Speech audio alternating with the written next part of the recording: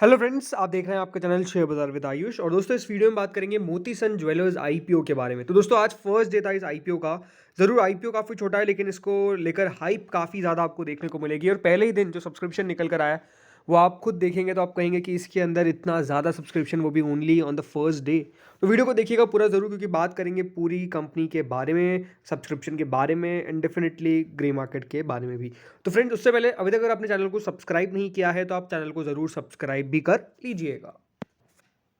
सो दोस्तों Motisons jewellers IPO आज open हुआ है और ये 20 दिसंबर तक ओपन रहेगा। फर्स्ट डे कंप्लीट हो चुका है। 52 से 55 रुपीज़ का प्राइस बैंड है। 250 शेयर्स का सिंगल लॉट है। 151 करोड़ का दोस्तों ये आईपीओ है और पूरा का पूरा फ्रेश इशू है। नहीं, सारा का सारा पैसा कंपनी के पास जाने वाला है। कोई भी पैसा प्रमोटर या फिर इन्वेस्टर के पास नहीं जाएगा, क्योंकि पूरा का पूरा दोस्तों फ्रेश इशू है। क्योंकि काफ़ी लोग पूछते हैं कि फ्रेश इशू और ऑफर फॉर सेल डिफरेंस क्या होता है। फ्रेश इशू मतलब दोस्तों ये होता है कि कंपनी इस पैसे का यूटिलाइजेशन करेगी। अब कंपनी इससे डेट को चुकाती है, कंपनी इससे एक्सपांशन करती है, वो कंपनी के ऊपर है। मेजरली दोस्तों ये जो कंपनी है वो अपना डेट चुकाने वाली है।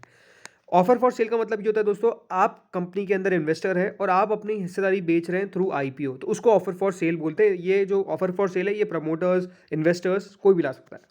बाकी लिस्टिंग कहाँ पर होगी दोस्तों? बीएसई एनएसई दोनों पर इस आईपीओ की लिस्टिंग होने जा रही है। फ्रेंड्स इसमें एक लॉट में आपको लगाने के लिए 250 शेयर्स मिलेंगे कुल मिलाकर, जिसकी वैल्यू होने वाली 13,750। आप मैक्सिमम देखिए रिटेल के अंदर 14 लॉट्स के लिए अप्लाई कर सकते हैं, जिसकी वैल्यू होने वाली है 1,92,500 रुपीज़। लेकिन अगर आपको दोस्तों इससे ज़्यादा लगाना है तो फिर आप स्मॉल एच में भी अप्लाई कर सकते हैं, जिसमें आपको 15 लॉट्स मिलेंगे, जिसमें 3,750 शेयर्स मिलेंगे, जिसकी वैल्यू 2,06,250 रुपीज़ होने वाली है। एक बात दोस्तों ध्यान रखिएगा, जब भी आईपीओ फुल्ली सब्सक्राइब हो जाता है या फिर ओवर सब्सक्राइब हो जाता है तो फिर दोस्तों आप भले मैक्सिमम अगर 40 लॉट्स भी लगाएंगे तब भी आपको रिटेल में एक लॉट ही मिलेगा। तो इसलिए ज़्यादा बेहतर क्या होता है कि एक सिंगल लॉट लगाए अगर आप आईपीओ में अप्लाई कर रहे हैं। और अगर स्मॉल एच में लगा रहे हैं तो सब सिंपल है कि आप सबसे जो लोअर है यानी 15 लॉट्स अगर वो अप्लाई करेंगे तो ज़्यादा बेहतर रहेगा, बिकॉज आपको मिलेगा कितना? 15 लॉट्स यानी 3,750 शेयर्स ही।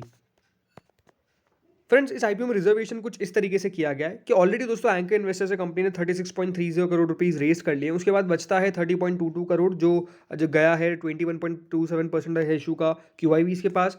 22.66 करोड़ यानी ऑलमोस्ट 15.95% गया है एचएनआई के पास। और रिटेलर्स को दोस्तों 37.22% मिला है यानी ऑलमोस्ट 52.88 करोड़। और कुल मिला के इस तरीके से 142.06 करोड़ होते हैं जो कंपनी यहाँ पर उठा रही है। लेकिन आपको पता ही है इशू का साइज ही कितना छोटा है, और इसीलिए दोस्तों यहाँ पर जो इशू है वो काफ़ी तेज़ी से सब्सक्राइब भी हुआ है। बट याद रखिएगा रिटेल में अगर आप लगा रहे हैं तो सबसे बड़ा पोर्शन रिटेल के पास है, लेकिन वो भी कितना है? ओनली 52.88 करोड़। यानी आप खुद समझ सकते हैं कि कितना ज़्यादा छोटा पोर्शन है रिटेल का, क्योंकि आईपीओ का साइज ही इतना ज़्यादा आपको स्मॉल देखने को मिल जाता है। अब कितना सब्सक्रिप्शन निकल कर आया, चलिए ये देख लेते हैं। सो फ्रेंड्स क्यूआईबी पोर्शन कुछ खास सब्सक्राइब नहीं हुआ है, क्योंकि फर्स्ट डे था तो क्यूआईबीज ने वैसे सब्सक्राइब नहीं करते हैं ज़्यादा। कुल मिला के 0.07 यानी ऑलमोस्ट 7% के आसपास ये इशू सब्सक्राइब हुआ है। 2.17 करोड़ के आसपास इस आईपीओ में पैसा आया है। लेकिन एक खास बात आपको बताता हूँ, क्यूआईबी ज़्यादातर मैंने देखा है छोटे आईपीओ में ज़्यादा इंटरेस्टेड नहीं रहते हैं। तो हो सकता है कि इस आईपीओ के अंदर आपको क्यूआईबी का पार्टिसिपेशन उतना देखने को ना मिले। भले ग्रे मार्केट काफ़ी ऊपर है, लेकिन उसके बावजूद भी मुझे ऐसा लगता है कि क्यूआईबी मैंने देखा है हाल फिलहाल में कि जो छोटे आईपीओ होते हैं उनमें ज़्यादा इंटरेस्टेड नहीं रहते हैं। तो हो सकता है कि क्यूआईबी इस इशू को उतना ज़्यादा नहीं भरे जितनी एक्सपेक्टेशंस है, राइट? 100 गुना भर जाएगा, 100 गुना भरने में कोई बहुत बड़ी बात नहीं है, ये आपको ही पता है। लेकिन हाँ, उससे ऊपर अगर आएगा तो ये देखने वाली बात होगी। एचएनआई पोर्शन दोस्तों 18.54 टाइम सब्सक्राइब हो गया on the very first day. जी हाँ, 18.54 times on the very first day subscribe हो चुका है। कुल मिला के 420 करोड़ के आसपास एचएनआई से आए हैं। याद रखिएगा एचएनआई को कितने शेयर्स ऑफर किए गए हैं? 41,20,000, लेकिन शेयर्स के लिए कितना एप्लीकेशन आ गई है? 7,64,00,000।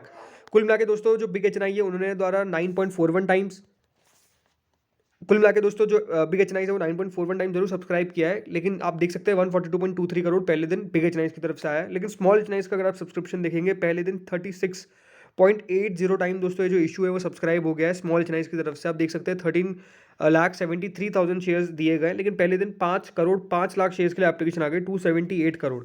रिटेल कैटेगरी दोस्तों पहले दिन 24.93 टाइम सब्सक्राइब हो चुकी है, और रिटेल कैटेगरी 25 गुना के आसपास सब्सक्राइब हुई है पहले दिन।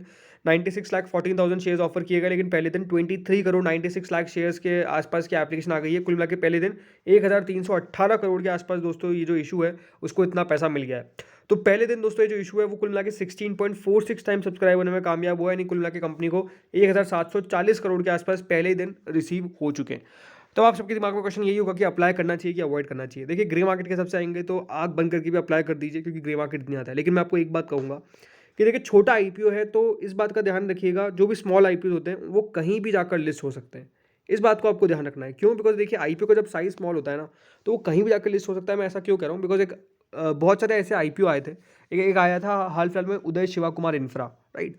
उसने उसका भी देखिए बहुत अच्छा ग्रे मार्केट ठीक-ठाक था, मतलब 40-50% का, उस समय 40-50% कोई ग्रे मार्केट नहीं चल रहा था किसी भी आईपीओ का। लेकिन वो लिस्ट होता है कहाँ पे? नेगेटिव पे। वो भी छोटा आईपीओ था। यहाँ पर अगर आप देखा जाए तो कंपनी के जो वैल्यूएशंस है वो काफ़ी आकर्षक है। अगर मैं ये कहता हूँ तो बिल्कुल गलत नहीं है। वैल्यूएशंस काफ़ी कंपनी के अच्छे हैं, इस बात को बिल्कुल मानना पड़ेगा। लेकिन आपको पता है कि देखिए थोड़े बहुत लिटिगेशंस है कंपनी के खिलाफ, जो अपने आप में थोड़े से इश्यूज़ वाले हैं। बाकी अगर आप इनकी बात करते हैं तो देखिए ये एक प्रोमिनेंट नेम है जयपुर के अंदर, ये बात सही है। मतलब कंपनी का जो जहाँ पे कंपनी कारोबार करती है जयपुर के अंदर, वहाँ पे ये one of the very prominent name में गिने जाते हैं, तो ये बात अपने आप में बहुत अच्छी है। अगर इनका आप एडवांटेज देखेंगे, बिल्कुल वहाँ के लोकल से आप खुद पूछ सकते हैं, तो प्रोमिनेंट नेम है। मोती सन टावर इनका एक है वहाँ पे, जहाँ पे ये अपना सारा बिज़नेस करते हैं।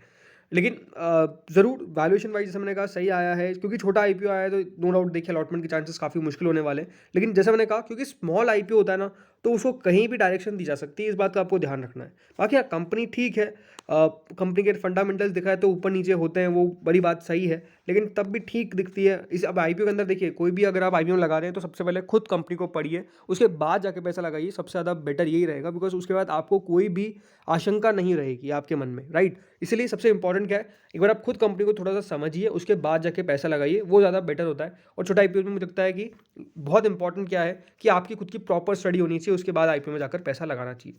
अगर बात करता हूँ इसकी ग्रे मार्केट के ऊपर, तो जो ग्रे मार्केट है वो तो ऐसी है कि इसमें कोई सेकंड थॉट होना नहीं चाहिए किसी का। ₹120 के आसपास करंट ग्रे मार्केट चल रही है, जो 218% है। मतलब ग्रे मार्केट के अंदर जिस तरीके की एक्टिविटी है वो अपने आप में काफ़ी अनबिलीवेबल है, राइट? क्योंकि ज़रूर देखिए वैल्यूएशंस कंपनी सस्ते लेकर आई है, लेकिन जिस हिसाब से ग्रे मार्केट दिख रही है, उसके बाद जैसे ही आईपीओ लिस्ट होगा फिर तो ये तो बहुत ज़्यादा महंगा आईपीओ जाएगा, मतलब बहुत ज़्यादा एक्सपेंसिव वैल्यूएशन जाएंगे। तो ये भी तो है एक चीज़, बट ठीक है, अब ग्रे मार्केट है, ग्रे मार्केट की एक्टिविटी है ये। और ग्रे मार्केट में हमेशा कहता हूँ कि इस बात को ध्यान रखिए, एक इंडिकेशन है, कोई एक्यूरेट नहीं है कि ये जो दिखा रहे हैं आज 218%, आईपीओ बंद होने के बाद मान लीजिए ये 120% हो गया, 100% हो गया, तो कुछ कर थोड़ी सकते हैं। तो ग्रे मार्केट है, ग्रे मार्केट में जिस तरह की एक्टिविटी होती है, तो इसलिए समझ के, सोच के पैसा लगाएँ। स्मॉल आईपीओ इसलिए मैं कहूँगा थोड़ा-सा ज़्यादा सतर्क रहें। मेन बोर्ड के अंदर भी जब स्मॉल आईपीओ होते हैं, तो मैं आपको बेटर यही है कि थोड़ा-सा सतर्क होके पैसा लगाएँ। ज़रूर आपको बहुत अच्छा दिख रहा है ग्रे मार्केट, लेकिन स्टिल जैसे मैंने कहा, उसके ऊपर आपका व्यू जो है वो क्लियर होना चाहिए आईपीओ में पैसा लगाने से पहले। अगर आप मुझसे पूछेंगे तो ज़रूर मैं अप्लाई करूँगा ये इस आईपीओ के अंदर, only for listing in, not for long term. अगर लिस्टिंग इन मिल जाता है तो ठीक है, आ जाता है आईपीओ तो ठीक है, वरना लॉन्ग टर्म के लिए तो मेरा कोई भी विचार ज़्यादा अभी नहीं है। बिकॉज़ आई थिंक बहुत अच्छी-अच्छी कंपनी जिस स्पेस में अवेलेबल है मार्केट में, जो ऑलरेडी लिस्टेड है, जिसमें मुझे लगता है कि लॉन्ग टर्म में ज़्यादा अच्छा पैसा बन सकता है। इसलिए मेरा व्यू क्या है इस आईपीओ के अंदर, सिंपल सी बात है, अगर आप मुझसे पूछेंगे, अगेन कोई किसी को मेरा व्यू लेने की ज़रूरत नहीं है, जस्ट ये मेरा पर्सनल ओपिनियन है। अपने फाइनेंशियल एडवाइज़र से कंसल्ट करेंगे आप लोग। बाकी जैसे मैंने कहा, मैं अप्लाई करूँगा किसके लिए? Only for listing gain. इस बात का आपको ध्यान रखना है कि लिस्टिंग गेन के लिए इश्यू के लिए अप्लाई करने वाला हूँ, नॉट फॉर लॉन्ग टर्म। इस बात का मेरे लिए मतलब ये प्रॉपर है। तो फिर फ्रेंड्स, इस वीडियो में इतना ही था। बाकी आप लोग बताइएगा कमेंट सेक्शन में कि आपने पहले दिन क्या अप्लाई किया है या फिर नहीं किया है। इस वीडियो में इतना ही था। Thank you friends for watching this.